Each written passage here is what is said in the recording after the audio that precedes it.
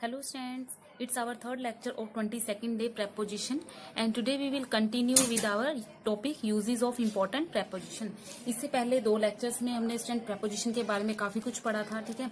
तो preposition के पिछले वीडियो में हमने uses भी पढ़े थे कि कौन से preposition का कहाँ पर यूज होता है। तो 4 तक लगभग हमने पढ़ लिए थे। तो 5वां देखो आज हमने आफ्टर और इन का यूज करेंगे। आफ्टर और इन दिया हुआ है तो आप किसका यूज करेंगे। देखो आफ्टर और इन गिवन है आपके पास, तो किसी भी पीरियड ऑफ टाइम के बाद कोई भी अवधि दे रखी है समय की, उसके बाद किसी भी कार्य का संपन्न होने का बोध हो, तो कोई लंबे समय के बाद या कुछ काम जो है वो खत्म हो गया, ठीक है।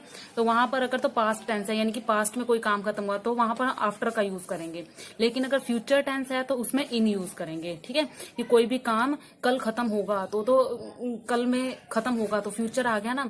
लेकिन जहां पर हम पहले पास्ट की बात कर लेते हैं वहां आफ्टर का यूज करेंगे। लेकिन अगर कोई निश्चित समय दिया हुआ है ना, निश्चित समय मतलब दे रखा है कि एट 5 o'clock, पूरा निश्चित समय है, निर्धारित समय है कि पूरे 5 बजे, तब हम इसमें भी फ्यूचर में भी किसका यूज करेंगे, आफ्टर का यूज करेंगे। ध्यान से समझना, आफ्टर का प्रयोग वैसे तो हम कब करते हैं, जब हम किसी भी पीरियड ऑफ टाइम के बाद कार्य के संपन्न होने का बोध करवाए पास्ट टेंस में।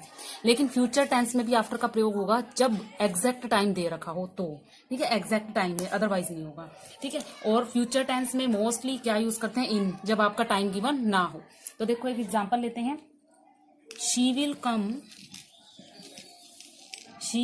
कम डैश 2 days।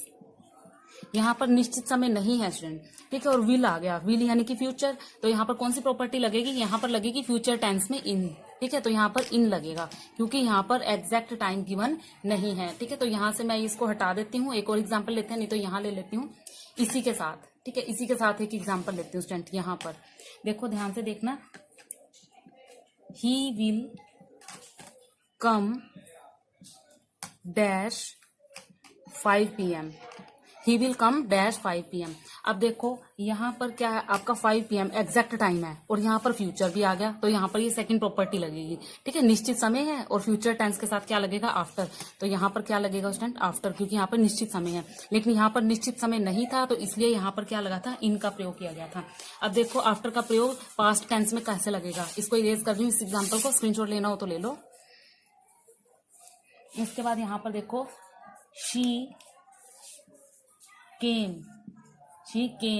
तो कौन सी आ गई, डैश 2 days। केम क्या आ गई स्टूडेंट, ये आ गई पास्ट, ठीक है। सेकंड फॉर्म है ना कम की, कम केम कम। तो देखो केम जो है ये सेकंड फॉर्म है, तो इसकी पास्ट है ये, ठीक है। क्या है ये, पास्ट है। तो पास्ट के लिए, पास्ट में कोई काम जो संपन्न होएगा वहां पर हम किसका यूज करेंगे, आफ्टर। शी केम आफ्टर, ठीक है। तो आई होप आपको आफ्टर और इन का जो है पता लग गया होगा। इन का यूज देखो, आफ्टर का यूज कब करना है, पास्ट में तो पक्का आफ्टर लगेगा। लेकिन अगर फ्यूचर टेंस में एग्जैक्ट टाइम दे दिया, परफेक्ट टाइम दे दिया, तब हमने आफ्टर यूज करना है, अदरवाइज इन का यूज करना है। आई होप आपको अच्छे से ये समझ आ गया होगा। आगे चलते हैं अगले वाले पे। तो यहाँ पर देखो स्टूडेंट, विद और बाय का यूज ध्यान से देखना। विद कहाँ पर यूज किया जाता है और बाय कहाँ यूज किया जाता है, बड़े ध्यान से देखना।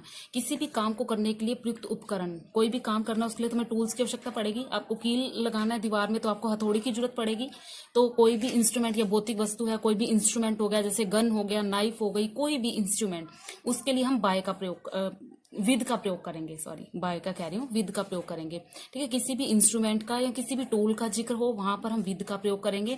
लेकिन जिसके ऊपर वो कार्य हो रहा है, जो वो काम कर रहा है, यानी कि करता है, जो डूअर है या एजेंट है, उसके लिए बाय का प्रयोग करेंगे। यानी कि एक इंसान ने हथौड़ी से कील ठोका, तो हथौड़ी किसमें आएगी, इंस्ट्रूमेंट में आएगी, तो वो आएगी विद, ठीक है। और अगर जिसने ठोका, किसके द्वारा ठोका गया, वो कहाँ आएगा, बाय में आएगा, ठीक है। तो देखो, ही वाज किल्ड, वह मारा गया, डैश अ रोबर, एक रोबर के द्वारा, एक चोर के द्वारा मारा गया, ठीक है। तो यहाँ पर जो ये है रोबर है, ये कौन है, डूअर है, करता है, तो इसलिए यहाँ पर क्या आएगा, बाय, ठीक है। डैश अ नाइफ, अब नाइफ किस में आ जाएगा, एक इंस्ट्रूमेंट में, तो विद आएगा यहाँ पे, ठीक है।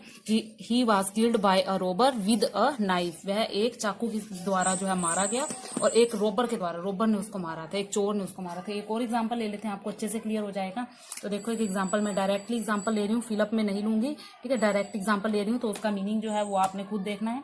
देखो, द लेटर वाज रिटन, जो लेटर था वो किसके द्वारा लिखा गया, बाय आएगा यहाँ, ठीक है, बाय हिम।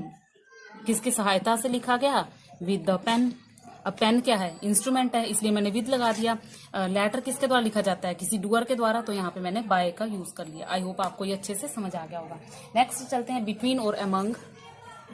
जो ये अगले वाला है ना स्टूडेंट, बिटवीन और अमंग, ये मैंने आपको फर्स्ट वीडियो में बता दिया था, लेकिन फिर भी थोड़ा सा एक एग्जांपल लेके क्लियर कर लेते हैं। वहां हमने एग्जांपल नहीं लिया था। बिटवीन दो व्यक्ति या दो वस्तुओं के लिए यूज किया जाता है, और अमंग दो से अधिक वस्तुओं के लिए यूज किया जाता है। देखो जैसे for example, divide these apples dash Renu and Sita. अब दो व्यक्ति आ गए, ठीक है।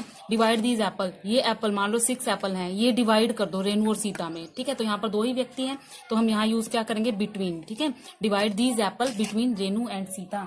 अगर आ जाता है डिवाइड दीज एप्पल्स, लिख ही देती हूँ, divide these apples dash Renu Sita and Gita, ठीक है। तो यहाँ पर देखो 3 आ गए ना, तो क्या आएगा, एमंग, ठीक है। Divide this Apple among. अगर यहाँ पर ये भी ना आता, देम आ जाता, देम उन्हें, ठीक है। उनमें कितने भी आ सकते हैं, ठीक है। तब एमंग का ही यूज करेंगे, बिटवीन का यूज नहीं करेंगे, ठीक है। तो यहाँ पर हमने बिटवीन और एमंग भी पढ़ लिया, और एक लास्ट पढ़ लेते हैं, और उसके बाद जो बचेंगी हमारी वो हम अगले वीडियो में पढ़ेंगे स्टूडेंट। यहाँ पर देखो छोटी सी प्रेपोजिशन है, बड़ी इजी, फॉर और फ्रॉम। फॉर होता है के लिए, और फ्रॉम होता है से, ठीक है। किसी के लिए, कहीं से, ठीक है। देखो जैसे आई परचेज द वॉच, मैंने ये वॉच परचेज की है, डैश माई फादर, ठीक है। मैंने अपने फादर के लिए, ठीक है, तो के लिए आया, मैंने अपने फादर के लिए वॉच परचेज की है, वॉच खरीदी है, तो यहाँ पर क्या आएगा, for. I purchase the watch dash shop, और मैंने ये वॉच शॉप से खरीदी है, तो से आ गया, तो से के लिए क्या लगाएंगे, फ्रॉम। आई होप आपको ये अच्छे से समझ आ गया। तो स्टूडेंट हमने ये काफी सारे प्रेपोजिशन जो है आज भी हमें लेक्चर 3 में किए हैं। लेक्चर 4 में जो हमारी रिमेनिंग होंगी ना, उनके बारे में भी पढ़ेंगे, ठीक है।